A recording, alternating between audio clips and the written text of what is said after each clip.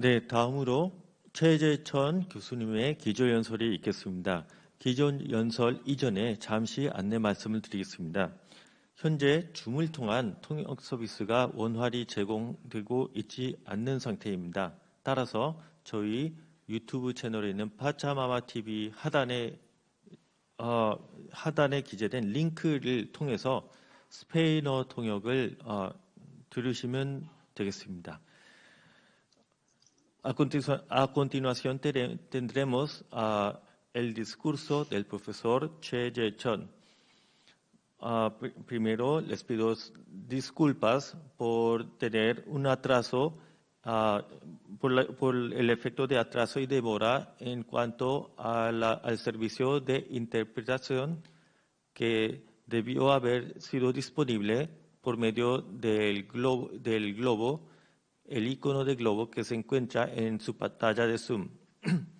A esto le pedimos a todos ustedes que necesitan el servicio de interpretación que se conecten mediante nuestro canal de YouTube Pachamama TV y entren por el enlace que se encuentra abajo.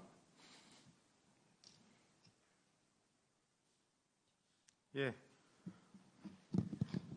자, 그럼 많은 분들이 기다리셨는데요.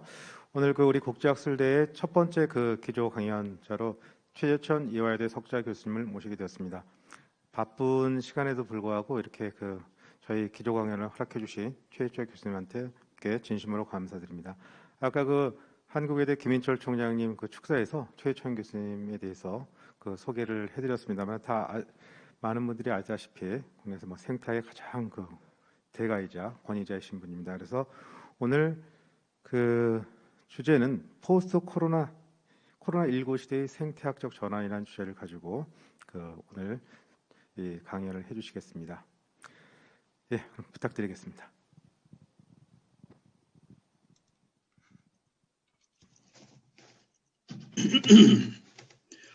Buenos días.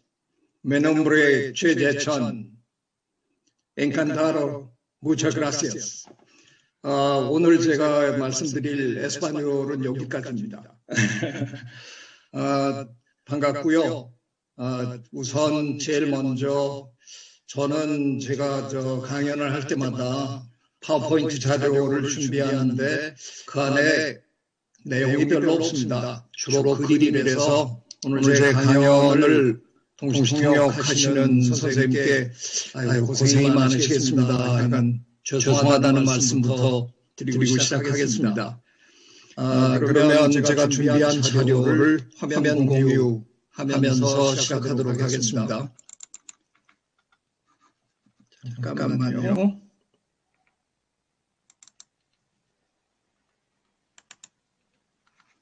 네, 다 보이시나요? 네, 저는 오늘 우리가 지금 1년이 넘도록 하겠습니다. 1년이 넘도록 겪은 이 엄청난 재앙, 도대체 어떻게 우리가 바라봐야 할지, 그리고 이게 생태계의 입장에서는 어떤 의미를 갖는 일인지 그런 얘기를 좀 한번 여러분과 나눠보도록 하겠습니다. 아시다시피 눈에 보이지도 않는 바이러스가 지금 이미 1억 명 이상을 감염시켰고요. 200만 명 이상이 목숨을 잃었습니다. 참으로 어떻게 생각하면 너무나 어처구니없는 일입니다. 저야 평생 이런 곳을 돌아다닌 사람이거든요. 80년대 초반부터 코스타리카, 바나나 이런 곳에 열대 정글에서 연구를 했고요. 최근에는 이제 동남아시아라든가 아프리카 쪽에도 연구를 하고 있습니다만 저는 오래전에 이런 글을 쓴 적도 있어요. 숲으로 낸 길은 언제나 파멸로 이른다. 제가 영어로 제목을 하나 붙여놨는데요. 숲으로 길을 내봐야 별로 좋은 일 없더라. 그런 얘기입니다. 사실은 최근에 들어서 목재 회사들이 저런 기가 막힌 자연 열대우림의 한가운데로 너무나 거대한 길을 내기 때문에 그들은 큰 나무를 베어 나와야 되니까 저 길이 폭이 굉장히 넓어요. 지금 보시는 대로 그 목재를 실어서 들락거리는 그 트럭들이 이렇게 서로 비켜 다닐 수 있을 정도가 돼야 되니까 이게 뭐 지금 언뜻 봐도 한 4차선 정도는 돼 보이잖아요. 저런 거대한 길을 내면 그 전까지는 이 동네에서 우리가 한 1만여 전까지 모든 인류가 다 함께 채택하던 생활 방식, 우리가 흔히 수리업체 생활이라고 하잖아요. 여성들은 집 주변에서 쉽게 구할 수 있는 견과라든가 채소라든가 이런 거를 채집해서 일단 안정적인 저녁상을 보는 거고요. 이 시대의 남성들의 임무라는 건 가끔가다가 가족에게 동물성 단백질을 제공하는 일이었습니다. 그래서 사냥을, 수렵을 다니는 건데, 그럼 뭐 그렇게 많이 잡을 수가 없잖아요.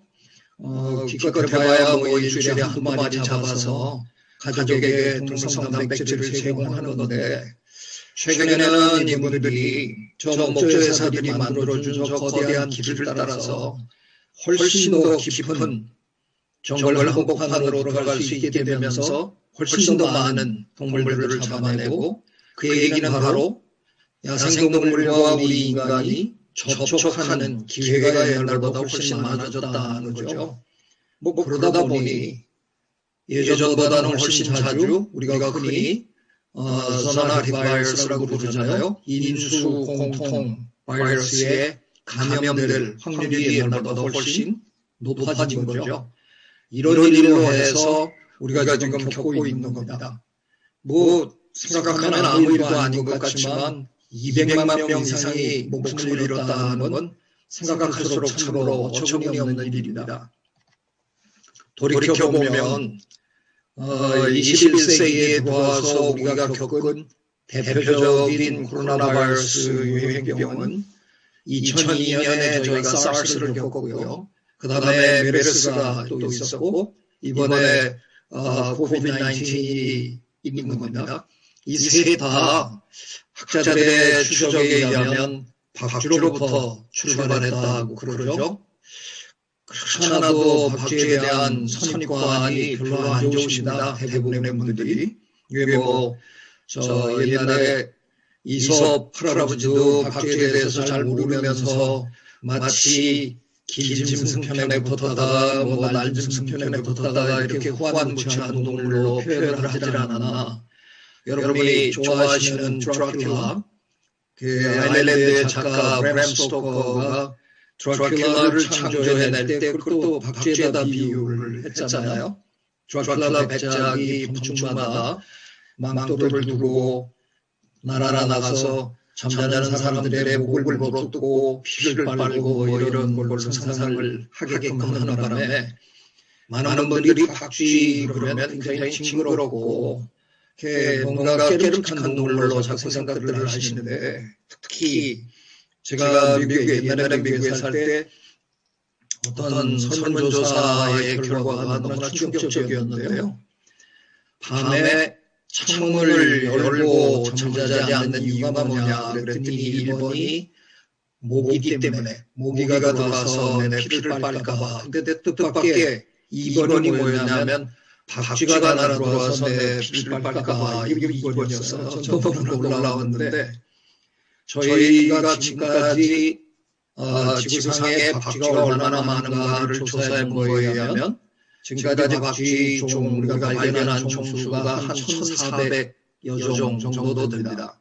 그 1,400여 종 중에 실제로 피를 빨아먹는 박쥐, 우리가 흡혈박쥐라고 하잖아요. 영어로 vampire bat라고 하는데 vampire bat은 3종밖에 없습니다. 나머지 1,400종은요. 전부 꽃에서 꿀 빨아먹고 과일 먹고 모기 잡아주고 하는 정말 고급고 귀한 동물이거든요. 근데 괜히 박쥐가 이런 바이러스를 옮겨주는 역할을, 바이러스를 이제 많이 갖고 있는 동물로 이렇게 어떻게 보면 무명을 뒤집어 쓰는 바람에 지금 제가 듣기로는 열대지방의 몇몇 나라에서는 참 뒤늦게 이상한 일을 한다고 해요. 박쥐 동물을 털어서 소탕작전을 벌린다고 그러는데 참 그거 어처구니 없는 일이잖아요. 이미 코로나 바이러스는 박쥐를 떠나서 우리 인간 세계에 들어왔고요. 지금은 우리끼리 주고받는 겁니다. 지금 박쥐를 죽인다고 해서 뭐 사회가 좋아질 거 하나도 없는데 뒤늦게 박쥐들을 그렇게 죽이고 이런 일을 하고 있다고 해서 너무 안타까워요. 저는 박쥐도 연구해서 논문 제법 여러 명 쓴 사람인데요. 저는 박쥐를 굉장히 좋아합니다. 근데 이렇게 아무리 박쥐를 위해서 변호를 제가 해도 별로 호응이 없는 것 같아서 제가 사진 하나 올려드릴게요. 여러분에게 한번 도전하겠습니다. 이 세상에 지금 제가 보여드리는 이 동물보다 더 예쁜 동물이 있으면 한번 들이대 주십시오. 우리가 혼두라스 흰박쥐라고 부르는 박쥐인데요. 예, 중미에 주로 많이 삽니다. 제가 코스타리카에 있을 때 종종 만나던 친구인데 정말 사진에 한번 보십시오. 얼마나 예쁩니까? 손에 이렇게 한 마리 쥐어보면요. 달걀보다는 조금 작고요. 메추리알보다는 조금 큰 그 정도의 아주 작고 정말 예쁘고 소중한 그런 동물입니다. 박쥐 사실 그렇게 나쁜 동물 아니거든요. 박쥐가 일부러 우리에게 그 바이러스를 전달하기 위해서 우리에게 접근하거나 그런 게 아닙니다. 이번 이 사태를 겪으면서 저 같은 생물학자들에게 질문들을 많이 하셨는데요. 제일 많은 질문 중에 하나가 뭐였느냐 하면 이번 이 팬데믹이 기후변화랑 무슨 연관이 있느냐 하는 질문이 제일 많은 질문이었습니다. 물론 연관이 있습니다. 기후변화라든가 기후변화로 인해서 벌어지는 생물 다양성의 감소 또 전반적인 그 환경 파괴 이런 것들이 포괄적으로 팬데믹을 일으키는 원인 제공을 하는 건 틀림없습니다. 하지만 일반인들이 저희들에게 코로나19와 코비드-19과 기후변화와 연관관계가 있느냐라고 물으실 때는 과학적인 인과관계를 묻는 거거든요. 기후변화가 직접적으로 이 팬데믹을 일으켰다. 근데 그런 직접적인 관계를 찾아내는 건 그리 쉽지 않습니다. 그런데 제가 작년 봄에 그런 질문을 하도 많이 받아가다 보니까 저 나름대로 가능한 가상 시나리오를 한번 만들어서 발표를 한 적이 있습니다.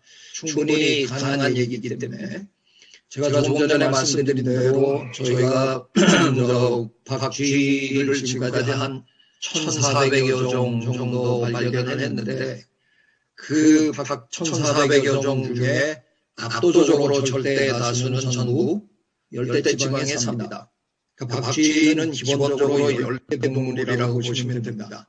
만약에 여러분이 포유동물의 종수를 온대지방에 사는 포유동물의 종수와 열대지방에 사는 포유동물의 종수를 비교할 때 박쥐를 빼놓고 비교하면 거의 차이가 없습니다.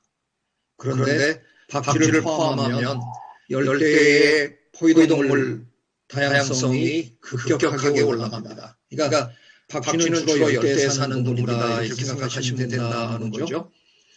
제가 국립생태원 원장을 하던 시절에 저희가 우리나라 박쥐를 전부 한번 조사를 해봤는데 그래도 한국에도 박쥐가 한 21종 정도나 있습니다. 제법 많이 있는 편인데요. 여러분 충분히 상상하실 수 있으시겠지만 기후변화로 인해서 지구온난화가 벌어지다 보니까 우리가 살고 있는 온대지방에 그 평균 기온이 지금 점점 올라가고 있잖아요. 그러다 보니까 열대에 살던 박쥐들이 자꾸 온대지방으로 그들의 분포를 늘리기 시작했습니다.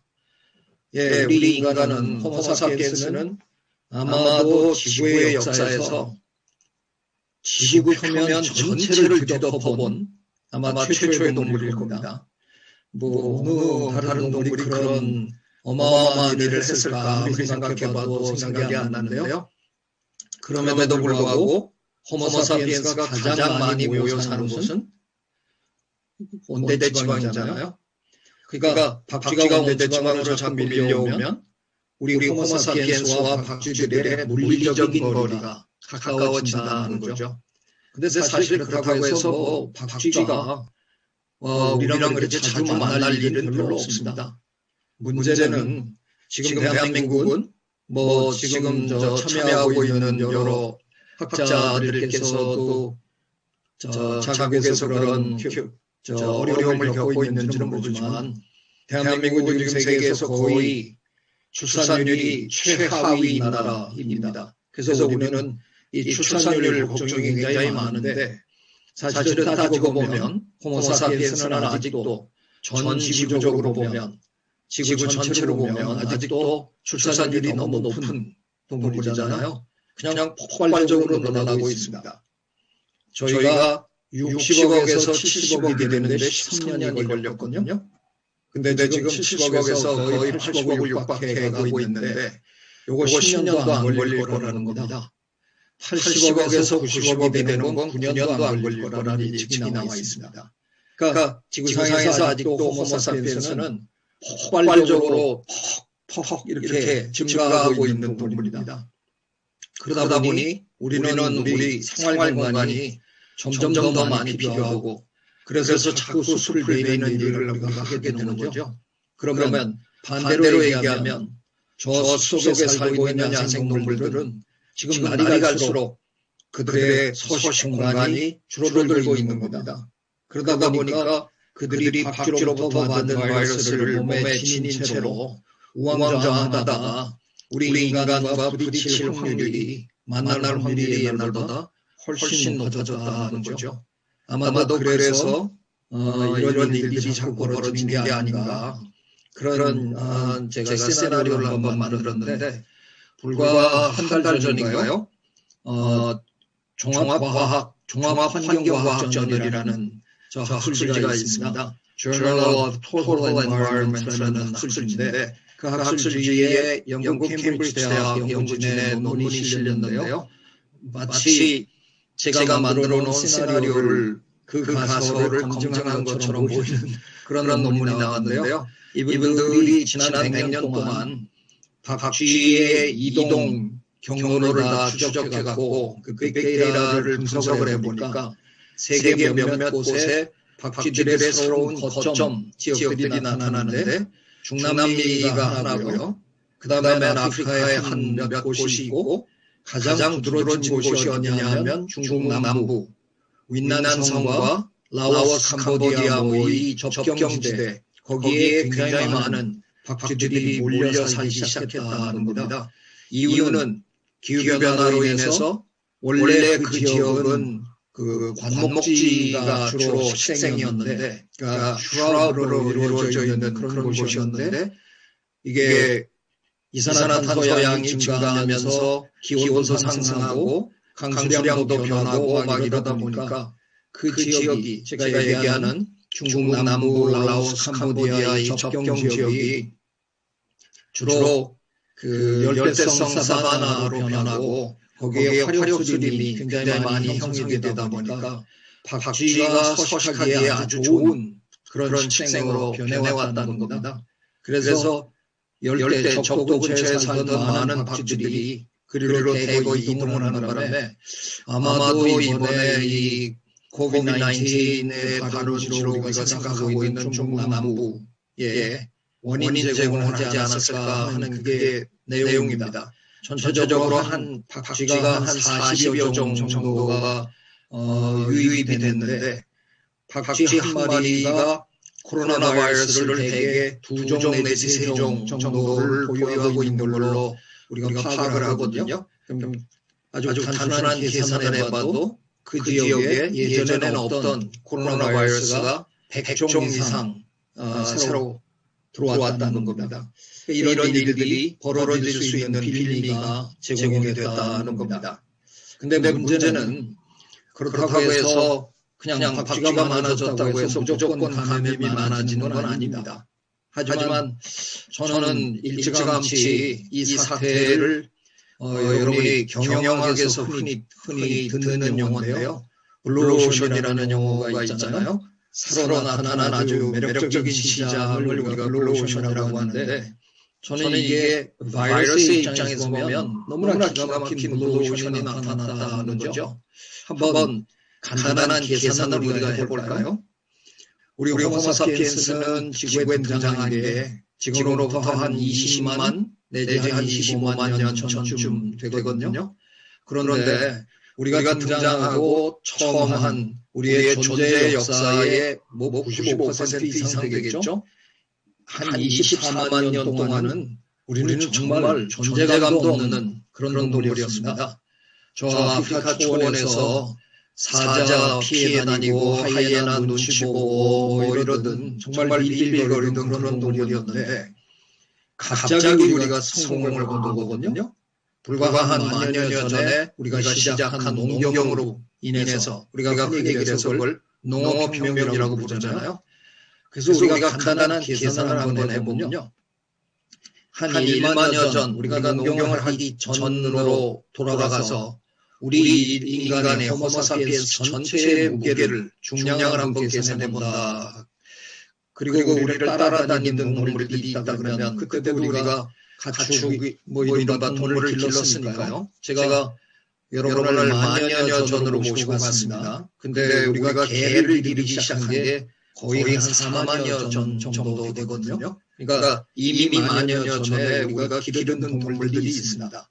그래서 다 포함해 보자는 겁니다. 우리 전체의 무게와 우리가 기르던 동물들의 무게를 다 포함해 본들 전체 애니멀 바이오매스 지구 전체의 동물 중량에 비교해 보면 우리가 차지하는 비율이 1%가 안 됐습니다. 1% 미만이었습니다. 그 정도로 우리는 존재감이 없었습니다. 그런데 지난 만년 동안 우리는 농업혁명, 산업혁명, 심지어는 정보혁명 이런 것까지 일으키면서 지구에서 유래를 찾아볼 수 없을 정도로 정말 기가 막히게 성공한 동물이 된 거죠. 그래서 지구에 지금 우리가 78마리가 살잖아요. 제가 말이라고 그랬습니다. 제가 동물학자라서 저 웬만한 건 다 그냥 말이로 세는 78마리 우리 전체 동물 중량 한 사람 중량을 한 70kg으로 하면 곱하면 되잖아요. 78 곱하기 70kg 하면 우리 지금 현재 인류 전체의 무게가 나옵니다. 거기다가 우리가 지금 기르고 있는 가축들 다 더해야죠. 아까 우리 아르헨티나에 다녀오신 저 뮤지션 얘기 나왔는데 아르헨티나는 저희가 알기로 사람보다 소가 더 많다고 저희는 배웠습니다. 예, 그 많은 소, 돼지, 양, 오리, 닭, 메추리 이런 것들을 전부 다 합치면 지금 이 순간 2021년 2월 지금 이 순간 그 계산을 다시 해보면 우리가 기르고 있는 가축의 무게가 전체 지구 동물 중량에서 차지하는 비율이 학자에 따라서 조금 폭이 있습니다만 적어도 95%, 어떤 학자는 99%랍니다. 여러분은 이런 반전을 보신 적이 있습니까? 불과 만년 전 우리가 1% 미만이었습니다. 그런데 만년 동안 우리가 얼마나 성공했으면 우리를 제외한 나머지 야생동물을 1% 내지 한 5% 수준으로 줄여버리고 우리가 압도적으로 많아진 겁니다. 자, 그러면 아까 제가 말씀드린 대로 서식 공간이 날이 갈수록 줄어드는 야생동물, 그 야생동물 몸에 붙어 살고 있는 병원체들, 바이러스라든가 백테리아든가 곤충들 이런 것들이 굉장히 불안해질 거 아니에요. 나 이러다가는 안 되겠는데? 나 아무래도 이동해야 될 것 같아. 그래서 옮기기로, 숙주를 옮기기로 결심하고 건너뛰어서 내려앉아보면 확률적으로 거의 백발백중 호모사피엔스 아니면 호모사피엔스가 기르는 가축일 수밖에 없겠다 하는 겁니다. 예, 뭐 중남미에도 계속 이런 일들 벌어지고 있으리라고 상상이 되는데요. 우리 대한민국은 지금 10여 년째 거의 해마다 거르지 않고 조류독감, 에이비언 인플루엔자 때문에 지금 닭, 오리를 생매장하고 있습니다. 게다가 돼지들도 지금 죽어나가고 있습니다. ASF라고 그러는데요. 아프리카 돼지열병 때문에 죽어나가고 있고요. 이런 일들이 그냥 끊임없이 벌어집니다. 우리 인간에게도 이제 드디어 이런 일이 굉장히 자주 일어날 것 같다 하는 걱정이 드는 겁니다. 그 걱정하면서 저는 제가 뭐 지금 아마 이 세상에 지구에서 살고 있는 모든 인간 중에 제가 가장 존경하는 분일 텐데요. 프란치스코 교황님, 교황으로 등극하실 때부터 저는 은근히 기대를 했거든요. 왜냐하면 이름을 그 옛날 아시시의 성인 세인트 프란시스에서 이름을 따실 때부터 혹시 하면서 기대했었는데요. 제 기대를 저버리시지 않으셨어요. 2019년 11월이었습니다. 교황님께서 ecological sin, 생태적 죄를 우리 인간의 원죄에 포함시킨다라고 선언하셨습니다. 뭐 교계에서는 좀 많이 있었다 그래요. 뭐 갑자기 원죄가 늘어났냐. 교황님이 이렇게 설명하셨어요. 저는 과학을 하는 사람이라서 교황님처럼 설명할 자신은 없는데 교황님이 하신 말씀을 대충 옮겨보면 이런 겁니다. 이 세상에 존재하는 모든 것은 다 하느님이 만드신 것 아니냐. 그러면 우리 모두는 다 하느님의 피조물인데 같은 피조물끼리 어떤 놈 하나가 자기가 힘이 좀 세다고 옆에 있는 다른 것들을 마구 죽이고 그들이 살아가야 될 공간을 마구 유린하고 이러고 사는데 그걸 만들어내신 창조주께서 하나님께서 그걸 내려다보면서 참으로 흡족하도다 이렇게 얘기할 리가 있느냐. 얼마나 가슴이 아프시겠느냐. 이게 원죄가 아니면 뭐가 죄겠느냐. 그래서 생태적 죄, ecological sin을 원죄로 규정하셨습니다. 저희가 교황님 말씀에 일찌감치 귀 기울였으면 얼마나 좋았을까 그런 후회가 막심합니다. 왜? 교황님이 이 선언을 하시고 불과 한 달여 만에 코비드-19이 터진 겁니다. 교황님은 뭔가 재앙이 다가오고 있는 걸 느끼셨던 것 같아요. 교황님 말씀을 이어가다 보면 결국은 이 모든 게 생물 다양성의 불균형에서 오는 문제라고 저는 생각할 수밖에 없습니다. 우리 인류가 이제 너무 성공하는 바람에 지구의 생물 다양성의 분포를 놓고 보면 우리와 우리 가축이 차지하는 비율이 너무 높아진 겁니다. 이게 문제인 거고요. 또 많은 곳에서 너무나 많은 야생동물들이 지금 사라지고 있는 거잖아요. 다양성이 굉장히 중요하다. 이런 얘기들은 굉장히 많은 분들이 하십니다. 근데 왜 중요하냐라고 물으면 산뜻하게 설명하시는 분들이 많지 않습니다. 제가 한번 오늘 시도해 보겠습니다. 그러기 위해서 저는 여러분을 프란츠 카프카의 그 유명한 소설 변신의 첫 대목으로 한번 여러분을 모셔가겠습니다. 카프카의 메타모르포시스는 이렇게 시작하잖아요. 그 주인공 그레고르 삼사가 자다가 벌떡 일어나 보니까 자기가 이런 애벌레가 되어 있었다는 거잖아요. 제 강의가 좀 재미없더라도 주무시다가 깨어나시면 안 됩니다. 이렇게 애벌레가 되실 수 있으니까. 농담이고요. 여러분이 지금 이 애벌레로 빙의해서 한번 제 강의를 들어주십시오. 지금 이 갉아먹고 있는 이 이파리가 너무너무 맛있습니다. 너무 좋아요. 근데 문제는 이 이파리를 다 갉아먹고 나면 이제 고민에 빠지실 수밖에 없는 거죠. 자연계라는 곳은 워낙에 다양한 곳이라서요. 똑같은 식물이 바로 옆에서 자랄 확률이 그리 높지 않습니다.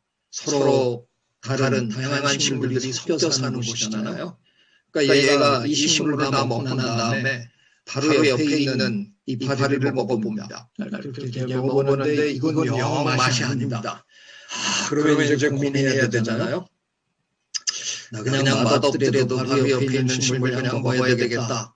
그게 하나의 옵션이고요. 또 하나의 옵션은 아니야, 나 귀엽고 이 맛있는 식물을 꼭 먹어야 되겠다. 만약 이 애벌레가 후자로 결정을 한다 그러면 그 식물을 찾아서 길을 떠나야 됩니다. 만일 똑같은 식물이 한 7m쯤 가서 7m쯤 떨어져 있다고 칩시다. 우리 인간에게야 7m는 몇 발자국밖에 안 되지만 이 작은 곤충에게는 7m는 그야말로 말리 같은 먼 길입니다. 게다가 얘가 시력이 좋아서 7m 전방을 이렇게 내다보면서 아 저기구나. 그리고 그냥 직진해서 달려가는 게 아니잖아요. 얘는 옆에 있는 식물을 먹어보면서 이것도 아니네, 이것도 아니네, 이것도 먹어보고 저것도 먹어보고 이러면서 가야 되는 겁니다.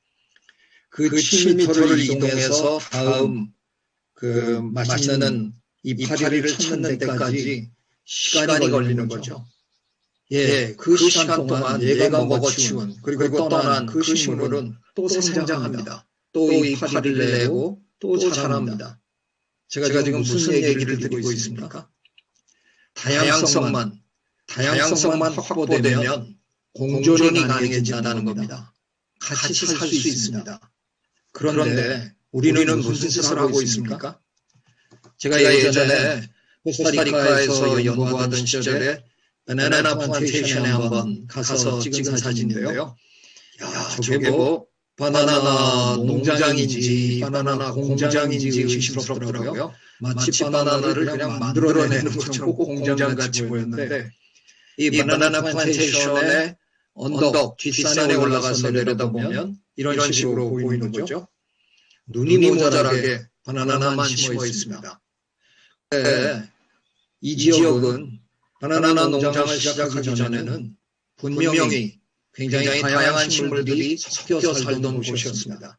그런데 우리 인간은 농사를 짓겠다라고 하면 그냥 들어가서 그 생물 다양성을, 그 식물 다양성을 완벽하게 제거합니다. 싹 밀어내고 그 다음에 우리는 한 가지로만 심습니다. 다양성을 완벽하게 파괴하고 우리는 농경이라는 걸 합니다. 그러면 바나나 이파리를 특별히 좋아하는 곤충이 있다 그러면 걔네들한테는 이게 천국이 따로 없잖아요. 그래서 다 몰려옵니다. 아, 기가 막힌 곳이 생겼다. 전부 몰려옵니다. 근데 그게 미워서 우리는 또 농부는 살충제를 뿌려내는 거죠. 예, 제가 그냥 우스갯소리로 한번 시나리오를 또 써보면 그 곤충의 입장에서 얼마나 황당하겠어요. 기가 막히게 맛있는 자기가 제일 좋아하는 식물이 이렇게 눈이 모자라게 심어져 있다 그래서 너무 좋아서 달려왔는데 날아왔는데 먹고 있는데 그 농부가 살충제를 막 뿌려대니까 농부한테 항의를 하는 겁니다. 아, 이건 참 예의가 아니시죠. 아니 초대해놓고 이게 뭐 하는 짓입니까? 농부는 또 대답할 거 아니에요? 내가 임마 너를 언제 초대했냐? 근데 곤충의 입장에서 할 얘기가 없겠어요? 아니 세상에 이게 초대가 아니면 아니 이게 제가 이 세상에서 제일 좋아하는 음식이에요. 그걸 이렇게 많이 심어놓으시고 절대로 그거 오지 말라고 하실 수 있어요?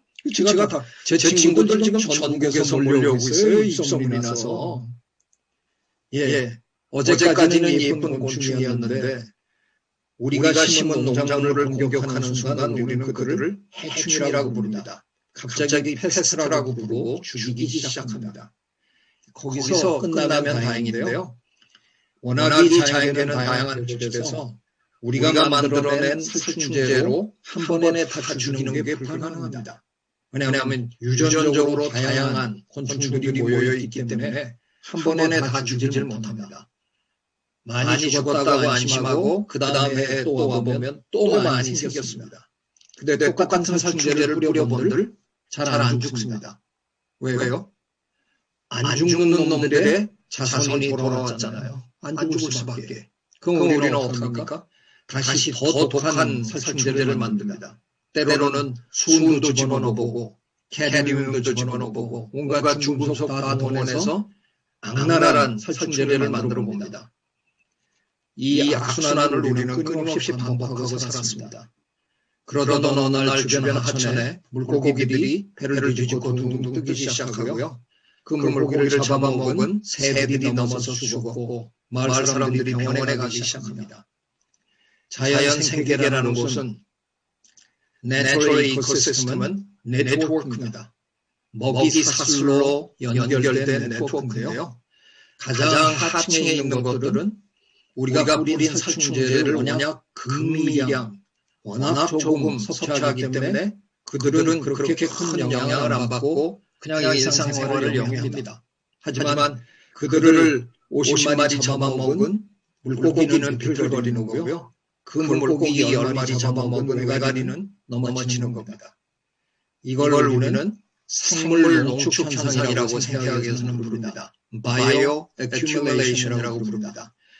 먹이 사슬의 상층으로 올라갈수록 하층에 있던 것들이 전부 한 몸으로 농축이 된다는 겁니다. 그래서 결국은 상위권에, 생태계의 상위권에 있는 것들에 이르면 치명적이 될 수밖에 없다는 거죠. 예, 우리가 뿌린 살충제를 결국은 우리가 다 고스란히 되돌려받는 이런 일을 한다는 겁니다. 제가 그렇다고 해서 여기서 농사 짓는 걸 포기합시다 이렇게 얘기는 못합니다. 농경이 우리를 성공시킨 대단한 혁명적인 사건이었잖아요. 저는 못하는데 여러분 다 아시잖아요. 1년이 넘도록 뉴욕타임스의 베스트셀러 탑 10에 있었던 저 유명한 책 Guns, Germs and Steel을 쓰신 UCLA의 제럴 다이먼 교수님은 몇 년 전에 한국에 오셨을 때 저랑 대담도 했는데 참 거침없이 쓰셨네요. 저 책에 그렇게 쓰셨어요.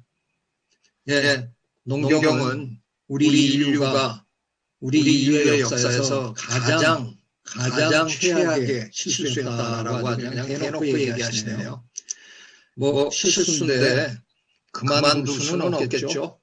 우리가 농경을 그만두는 순간 거의 세계 인구의 거의 절대 다수가 사라질 수밖에 없으니까. 그러나 실수라는 걸 인정할 수밖에 없잖아요. 생물 다양성을 이렇게까지 말살시키면서 농경을 꼭 했어야 되는 거냐. 다양성을 유지하면서 농경을 했더라면 지금 우리가 이렇게까지 큰 어려움을 겪는 건 아니지 않겠느냐. 그런 말씀인 겁니다. 실제로 여러 가지 방법이 있잖아요. 우리 실제로 지금 그 방법을 사용하는 곳들도 있습니다. 네, 이 전체적인 문제가 전부 다양성의 문제입니다.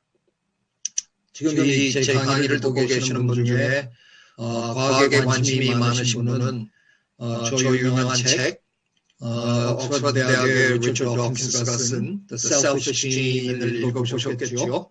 그 Selfish Gene은 사실은 홉킨스 교수가 온전히 자기 이론을 가지고 쓴 책이라기보다는 다윈의 가장 위대한 생물학자로 칭송받았던 윌리엄 해밀턴의 그 논문의 내용을, 윌리엄 해밀턴 논문은 굉장히 읽기 어려운 거기 때문에 그 내용을 일반인도 읽을 수 있게 쉽게 풀어 쓴 책이잖아요. 저는 윌리엄 해밀턴 교수님의 제자가 될 뻔했는데 교수님이 영국으로 가시는 바람에 못 따라갔습니다. 해밀턴 교수님은 문학을 굉장히 좋아하셔서 그 어려운 과학문에 문학적 표현을 거침없이 쓰셨어요. 중에 한 문장입니다. Nature abhors pure stands라고 쓰셨습니다. 저는 이 말을 자연은 수술을 혐오한다 이렇게 표현을 해봅니다. 제가 여기서 수술하고 얘기할 때는 고결하고 아름답고 뭐 이런 뜻이라기보다는 생물 다양성이 쏙 빠져서 그 순수한 거라고 표현할 수밖에 없는 거죠. 약간 빈정거리는 식으로 제가 얘기하는 건데, 예, 참 생각할수록 이상한 게 하나 있어요. 이번에 이 코비드-19을 겪으면서 저는 뼈저리게 느끼는데요. 자연은 순수를 혐오합니다. 무슨 얘기냐면 자연은 절대로 순수해지지 않습니다. 시간을 주면 자연은 끊임없이 다양화합니다. 지금 여러분 다 듣고 계시잖아요. 예, 코비드-19 그 바이러스가 변이가 많이 생기고 있다. 영국발 변이, 뭐 남아공 변이, 뭐 끊임없이 변이가 생기는 겁니다. 다양해지는 겁니다. 그런 변이들이 오랫동안 존재하다가 새로운 종으로 분화되기도 하고 이게 자연입니다. 그런데 그 자연계에 속해 있는 모든 동식물들을 통틀어서 딱 한 종의 예외가 있습니다. 호모사피엔스. 호모사피엔스는 제가 관찰한 바에 의하면 절대로 다양해지는 걸 싫어합니다. 말로는 다양한 목소리가 필요하다, 우리 사회에 다양한 목소리가 필요하다 이렇게 얘기를 하시면서 다들 경험하시잖아요. 회의에서 누가 저쪽에서 이상한 소리 한마디만 하면 다 그쪽으로 째려봅니다. 뭔데 이상한 소리 하냐. 우리는 반드시 한 목소리 해야 마음이 편하고요. 질서정연해야 좋아하고요. 일사불란해야 좋아합니다. 뭐가 많이 혼란스러우면 아주 싫어합니다.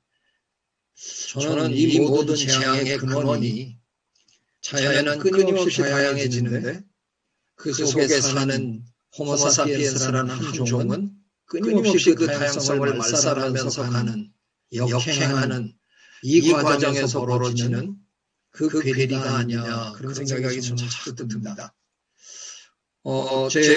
저 하버드 대학의 제 지도 교수님 윌슨 교수님이 쓰신 책, 여러분 중에 읽어보신 분이 계실 텐데요. The Social Conquest of the Earth라는 책에 보면 지구를 지금 지배하고 있는, 지구를 정복한 동물은 누구냐면 전부 사회성 동물들입니다. 개미, 벌, 흰개미, 우리 인간, 하여간 지구를 지금 지구에서 가장 성공한 동물은 어김없이 사회를 구성하고 사는 동물입니다. 그러니까 사회를 구성한다는 게 굉장한 프리미엄이 있다는 겁니다. 근데 문제가 있습니다. 여기에는. 바로 이 사회성의 진화의 과정에서 보면 엄청난 이득이 있지만 정말 빼도 박도 못할 엄청난 비용이 있습니다. 그 비용이 뭐냐? 그게 바로 전염병입니다. 그게 바로 질병입니다. 모두가 모여 살면서 어마어마한 이득을 취하지만 이러다가 한 번씩 질병이 돌기 시작하면 혼자 띄엄띄엄 사는 생물은 아무 그런 질병에 거대한 영향을 안 받지만 우리처럼 이렇게 모여 사는 동물들은 영향을 받을 수밖에 없다는 겁니다. 네. 그럼에도 불구하고 저는 한 가지 굉장히 중요한 인간 진화를 하나 소개하려고 합니다. 그 모든 사회성 동물 중에서 오로지 호모사피엔스만 마지막 고개를 넘었습니다. 마지막 붉은 능선을 넘은 게 있습니다. 제 동료인데요. 함께 윌슨 교수님, 에드워드 윌슨 교수님 연구실에서 저희가 같은 시절에 박사학위를 한 친구인데, 마크 마핏이라고, 이 친구는 대학으로 가지 않고 내셔널 지오그래픽의 사진 기자가 됐습니다. 이 친구가 얼마 전에 낸 책입니다. 휴먼 스웜이라는 책에서 기가 막힌 발견을 해냅니다. 그 모든 사회성 동물 중에서 우리 인간만 유일하게 거대한 익명 사회를 만들어냈다는 겁니다. 제가 이렇게 한번 비교해 보겠습니다. 어느 특정 브랜드를 얘기해서 죄송합니다만 모두가 공유할 수 있을 것 같아서 그냥 제가 홍보하는 게 아니라 그냥 얘기하겠습니다.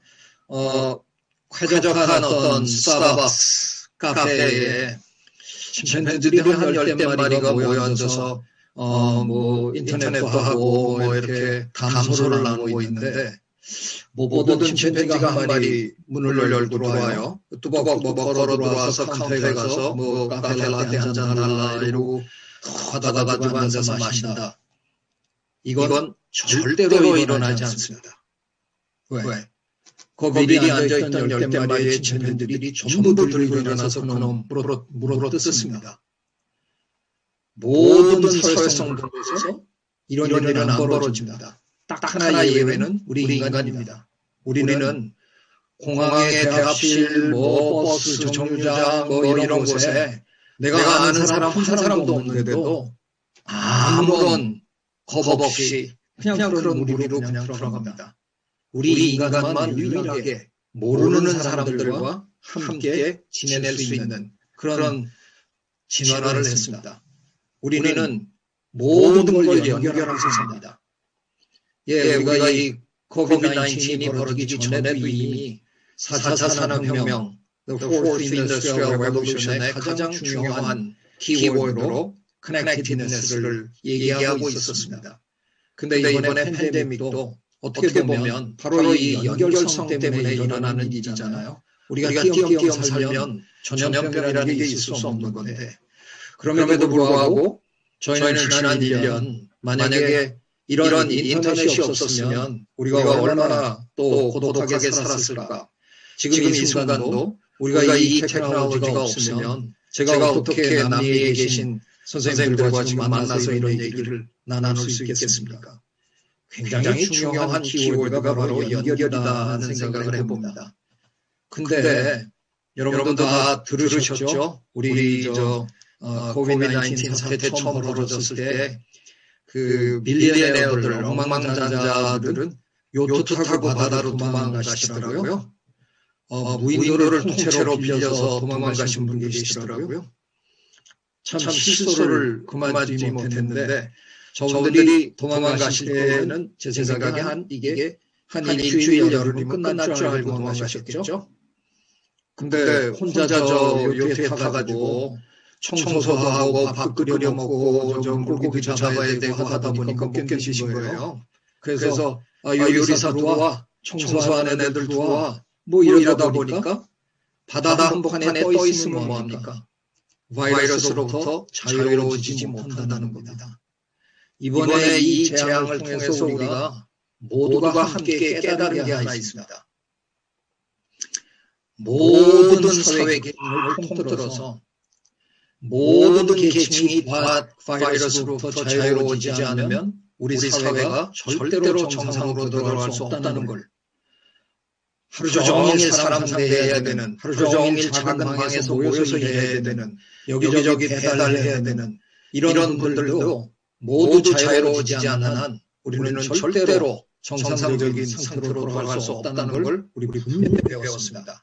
우리가 그동안 그렇게 열심히 써먹던 이 아프리카 속담, 빨리 가려면 혼자가 되지만 멀리 가려면 함께 가야 된다. 이 말이 무슨 뜻이었는지 우리가 이번에 정말 명확하게 알았습니다. 참으로 다행스러운 건 우리가 지금 이걸 인해서 배우고 있잖아요. 예전 같으면 백신 만들고 누가 먼저 맞느냐는 아무런 이슈가 아니었습니다. 하지만 지금 우리는 이걸 논의하고 있습니다. 누가 먼저 맞아야 되느냐를 논의하고 있다는 이 사실 자체가 저는 굉장한 연대라고 생각합니다. 사회에서 어떻게 보면 소외된 그 하류 계층의 사람들부터 먼저 맞아야 된다. 이런 말들을 우리가 많이 하고요.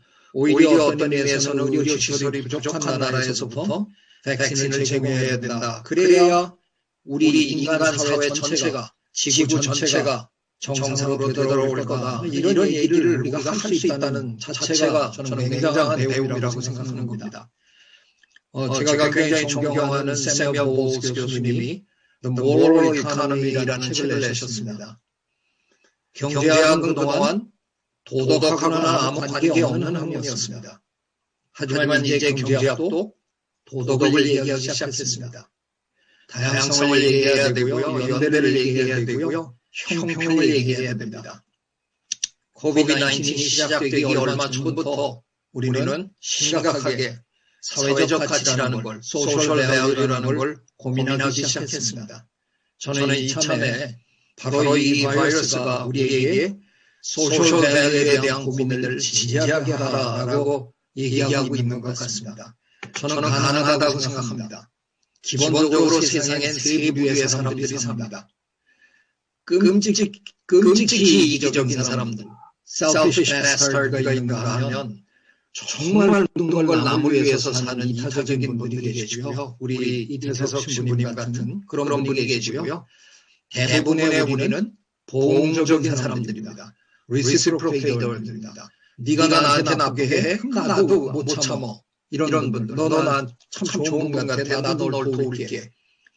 예, 경제학자들이 조사해 보니까 이타적인 분들은 몇 분 안 되시고요. 네, 테레사 수녀님이나 뭐 이렇게 몇 분 안 되시는 거고, 뜻밖의 철저하게 이기적인 사람도 한 사회에 3분의 1을 넘지 않는 걸로 나옵니다.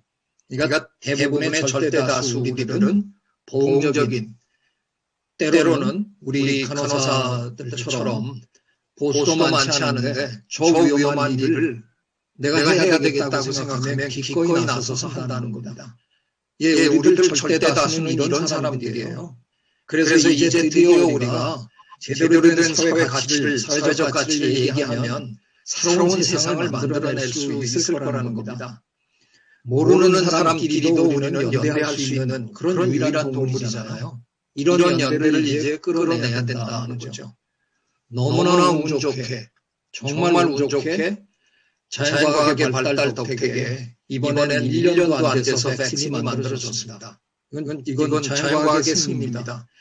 이런 백신을 우리가 이제 전 세계가 접종을 하면 많이 좋아질 겁니다. 하지만 제가 아까도 얘기드린 대로 앞으로 이런 일이 굉장히 자주 벌어질 것 같은데, 왜냐하면 우리 인간의 숫자가 확 줄어들지 않는 한, 또는 야생동물이 사는 그 숲을 지금보다 더 넓게 만들어주지 않는 한 야생동물들은 점점 힘들어할 거고, 그럼 그들의 몸에 있던 병원체들은 우리에게 점점 많이 나올 거고, 그럼 우리는 이런 팬데믹을 앞으로도 자주 겪을 수밖에 없는데, 매번 이렇게 운 좋게 1년도 안 된 사이에 백신이 만들어진다는 보장은 없습니다. 그리고 만들어지는 그 과정에서도 지난 1년 동안 우리는 200만 명 이상의 목숨이 사라졌습니다. 이런 일을 끊임없이 반복할 수는 없습니다. 그래서 제가 제안한 겁니다. 행동 백신과 생태 백신이 있노라. 행동 백신은 손 잘 씻고 마스크 잘 쓰고 거리두기 잘하면 되는 겁니다. 생태 백신이 더 원천적인 백신입니다. 자연을 있는 그대로 보존하고 자연을 존중하면 자연계에 있는 바이러스가 우리 인간계로 건너오지 않습니다. 그걸 하면 된다는 겁니다. 이건 제가 세계 최초로 얘기한 게 아닙니다. 지난번에 제가 쟁기나달 박사님이랑 화상 통화를 하면서 이런 얘기들을 나눴는데요. 우리가 그동안 그렇게 애쓰고 자연을 보호합시다라고 그렇게 떠들었는데 아무도 안 들으시더니 눈에 보이지 않는 바이러스가 나타나니까 사람들이, 일반인들이 먼저 우리 자연하고 관계를 좀 새롭게 해야 되겠다 이런 얘기를 하는구나. 그러면서 참 웃었습니다. 바이러스가 아무리 무서워도 바이러스는 우리 인류를 멸종시키지는 못합니다. 그 옛날 유럽의 패스트도 유럽 인구의 3분의 1밖에 못 죽였습니다. 3분의 1이면 어마어마한 숫자인 건 압니다. 하지만 나머지 3분의 2는 못 죽였습니다. 왜냐하면 감염시키지 못해서. 그래서 바이러스는 우리를 깡그리 죽이지는 못할 겁니다. 하지만 기후변화는 다릅니다.